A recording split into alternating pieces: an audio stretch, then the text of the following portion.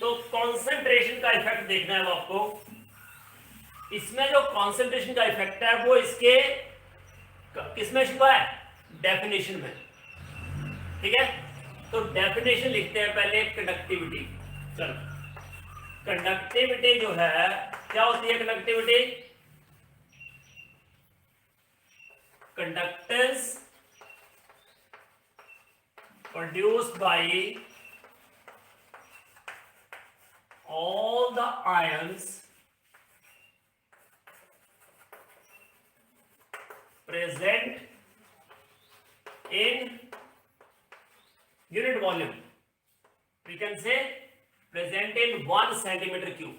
चलो, conductance produced by all the ions present in 1 centimeter cube of the solution. ठीक है, या आप लिख सकते हो यूनिट वॉल्यूम ऑफ सॉल्यूशन। अब मुझे बताओ, on dilution what happen? Dilution से क्या होता है? बोलो, number of ions present in unit volume, और we can say 1 centimetre cube of the solution क्या होंगे? बोलो, देयरफॉर कंडक्टिविटी जो है डिक्रीजेस ऑन डाइल्यूशन। डाइल्यूशन से डिक्रीज होगी कंडक्टिविटी, याद रखना। अब बात करते हैं, मतलब जो कंडक्टिविटी है कप्पा वो डिक्रीज करता है on decreasing concentration. Now come to molar conductivity. What is molar conductivity? It is conductance, क्या था? Produced by all the ions of 1 mole of electrolyte present in given volume V। ठीक है, तो molar connectivity और connectivity में क्या relation था?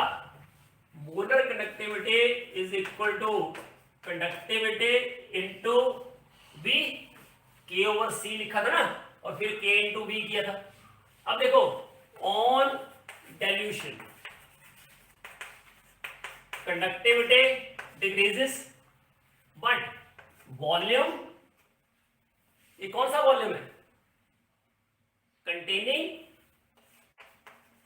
volume containing 1 mole of electrolyte क्या हो जाएगा? increases। देखो, V increases, conductivity decreases। अब यहां पे बहुत ही अच्छा पॉइंट है, क्योंकि कंडक्टिविटी तो ड्यू टू 1 मोल ही है, ठीक है ना।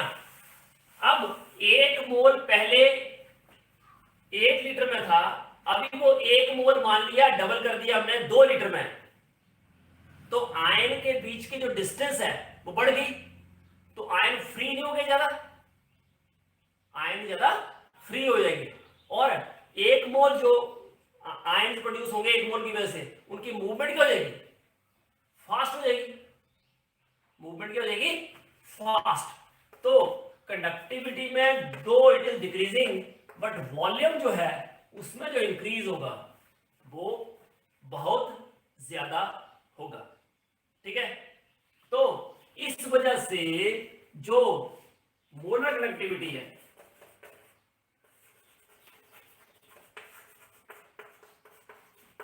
Increases on dilution. Decrease in conductivity is less volume, ठीक है। वॉल्यूम में इंक्रीज ज्यादा हो रहा है, कंडक्टिविटी में डिक्रीज कम, इसलिए दोनों का प्रोडक्ट जो है वो बढ़ेगा। इसका मतलब मोलर कंडक्टिविटी जो है वो इंक्रीजेस ऑन डिक्रीजिंग कॉन्सेंट्रेशन। और स्ट्रॉन्ग इलेक्ट्रोलाइट्स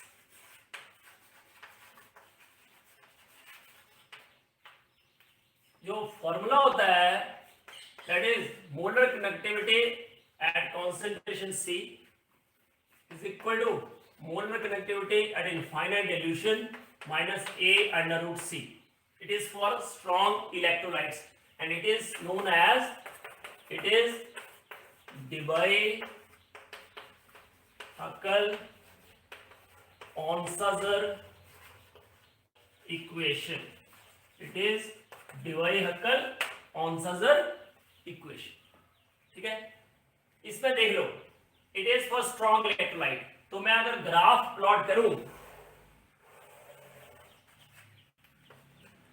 मोलर कंडक्टिविटी, ठीक है, versus square root of C, तो जैसे जैसे कॉन्सेंट्रेशन वाले, इस कॉन्सेंट्रेशन से शुरू करते हैं, तो जैसे जैसे कॉन्सेंट्रेशन कम होगी वैसे वैसे मोलर कंडक्टिविटी बढ़ेगी लीनियरली, एंड इंक्रीज करते करते it can touch the maximum. This is called molar conductivity at infinite dilution. But याद रखना कि जैसे ग्राफ तो ऐसे जाएगा, but at high concentration it may deviate, slight deviation is possible, means this is applicable for strong electrolyte and applicable at low concentration. High concentration पे there is some deviation, but हम high concentration जाएंगे नहीं। यहाँ मान लिया reference के लिए हमने KCl का एग्जांपल ले लिया, जिस स्ट्रॉन्ग इलेक्ट्रोलाइट यू नो, ठीक है ना। तो ये ग्राफ क्लियर हो गया कि लीनियर ग्राफ होता है, इसमें molar conductivity versus square root of concentration, ये ग्राफ दिख रहा है। इसमें ये है molar conductivity at concentration C,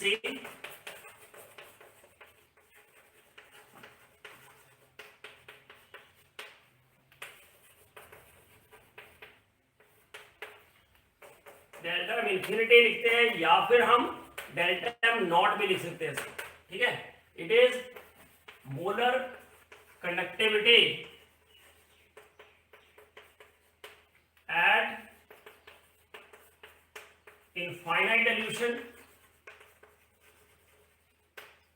और A जो है very important, A is a constant. किस पे डिपेंड करता है? Depends on nature of electrolyte, depends upon nature of solvent and temperature, ठीक है। नेचर ऑफ इलेक्ट्रोलाइट का मतलब है जैसे एक NaCl है, दूसरा बेरियम सल्फेट है, तीसरा सोडियम कार्बोनेट है, चलो 3 ले लेते हैं। तो ये कौन सा सॉल्ट हुआ? 1:1 यूनिवैलेंट। ये 1:1 क्या दिखा रहा है? Charge on it. ये कौन सा है? 2:2 बाईवैलेंट। और ये Na+ होता है कार्बोनेट, तो 1:2। ये हुए अलग अलग इलेक्ट्रोलाइट सारे। इसको कैल्शियम ले लो, क्योंकि बेरियम सल्फेट तो सॉलिड हो जाता है ना, कैल्शियम सल्फेट ले लो, चलो ठीक है। तो ये यूनिवैलेंट, ये बाईवैलेंट और ये यूनिबाईवैलेंट, 3 अलग अलग इलेक्ट्रोलाइट है। अब अगर मैं NaCl लेता हूं या KCl, दोनों का नेचर क्या रहेगा? सेम, यूनिवैलेंट। दोनों का मान लिया सॉल्वेंट वाटर है और दोनों का टेम्परेचर भी कांस्टेंट है, तो इन के लिए चाहे NaCl हो या KCl के लिए एक ही वैल्यू फिक्स होगी। दैट्स व्हाई उसने लिखा है it depends upon the nature of electrolyte. Nature strong week नहीं, क्योंकि स्ट्रॉन्ग ही होता है, समझिए, इक्वेशन स्ट्रॉन्ग के लिए होती है, बट नेचर कैसे कि यूनी वैलेंट है, यूनी समझे, +1 + 1 नेगेटिव वाला है, या 2 + 2 नेगेटिव वाला है, या 1 + 2 नेगेटिव वाला है। Uni valent, bi valent, uni bi valent. ठीक है, अब ये मैथमेटिकली हमने प्रूव कर दिया कि इसका ग्राफ ऐसा होता है, और we can calculate molar conductivity at infinite dilution for strong electrolyte by this plot। ये कौन सा प्लॉट है? डिवाई-हक्केल-ऑन्सागर इक्वेशन का प्लॉट ड्रॉ करके हम मोलर कंडक्टिविटी निकाल सकते हैं एट इनफाइनाइट डाइल्यूशन। इसका मतलब है कि इससे ज्यादा मोलर कंडक्टिविटी उस पर्टिकुलर इलेक्ट्रोलाइट की नहीं हो सकती। अब ये बढ़ती क्यों है? ये तो मैथमेटिकली हमने लिख दिया इक्वेशन के अकॉर्डिंग, बट बढ़ती क्यों है उसका हम डिस्कस करते हैं, क्यों बढ़ती है। तो बढ़ने का पहला तो रीजन होता है कि आयन बढ़ते हैं, बट यहां पे अल्फा इज सेम, क्योंकि स्ट्रॉन्ग इलेक्ट्रोलाइट है तो सारे जो हैं उनका डिग्री ऑफ डिसोसिएशन तो मैक्सिमम होगा, कंप्लीट डिसोसिएशन हुई होगी। But on dilution what happened कि आयन जो है oppositely charge ions, oppositely charged ions are going farther from each other, एक दूसरे से दूर जाएंगे। oppositely charged ions are going farther from each other, एक दूसरे से दूर जाएंगे। अगर एक दूसरे से दूर जाएंगे तो उससे क्या होगा? Ions are freely move. Ions are moving freely now. Free movement हो जाएगी उनकी, ज्यादा फास्ट मूव करेंगे, इसलिए कंडक्टिविटी बढ़ती है और लीनियरली बढ़ती है।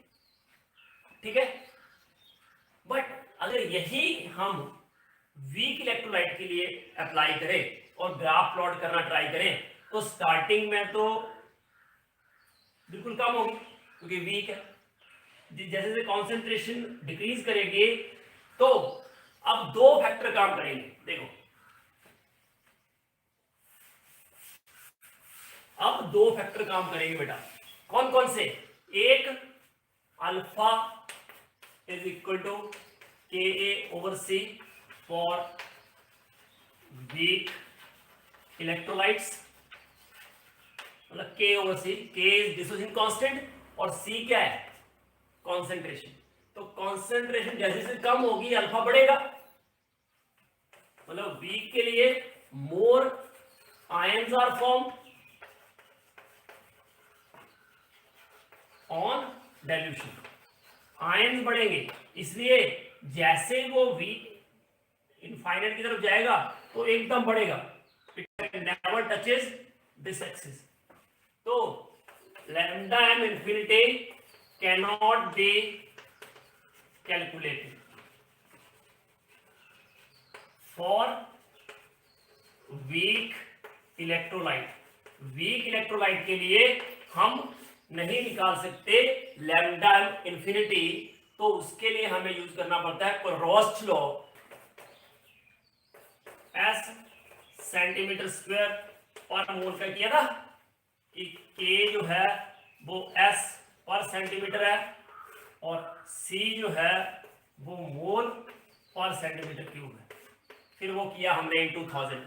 अब मैं बोल रहा हूं कि अगर मोलर कंडक्टिविटी अपनी हो S मीटर स्क्वायर पर मोल,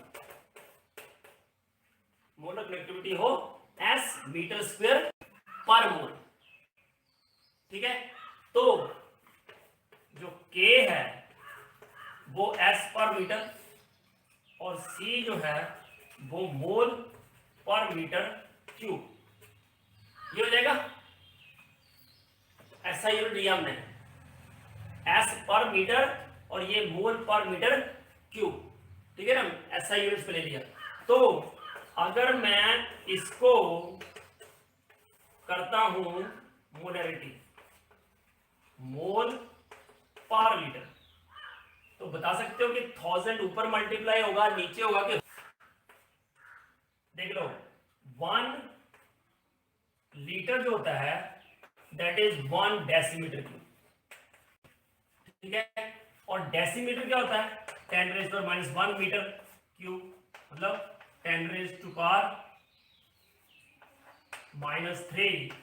मीटर क्यूब, मतलब 1 metre cube equal to 1000 litre, that implies it is 1000 litre per metre cube. तो इसका मतलब यहां पे 1000 नीचे मल्टीप्लाई होगा, याद रखना। अगर मोलैरिटी करते हैं इसको तो जब पर सेंटीमीटर था तो 1000 ऊपर मल्टीप्लाई हो रहा था, अगर मीटर होगा पर मीटर तो 1000 नीचे आएगा। एक बार लिख देते हैं, रिवाइज कर लेते हैं। एक लिखा हमने R equal to rho into cell constant, दूसरा लिखा हमने जो सेल कांस्टेंट है दैट इज इक्वल टू, एक तो L/A, इसको R/रो भी लिख सकते हैं, और क्या लिख सकते हैं कंडक्टिविटी ओवर कंडक्टेंस, ठीक है, और रेजिस्टेंस इनटू कंडक्टिविटी, और molar conductivity that is equal to conductivity कौन सी conductivity, molar conductivity S centimetre square per mole. अगर ये हो तो it is equal to conductivity in S per centimetre divided by molarity into 1000, ठीक है। और कौन सा फॉर्मूला किया हमने,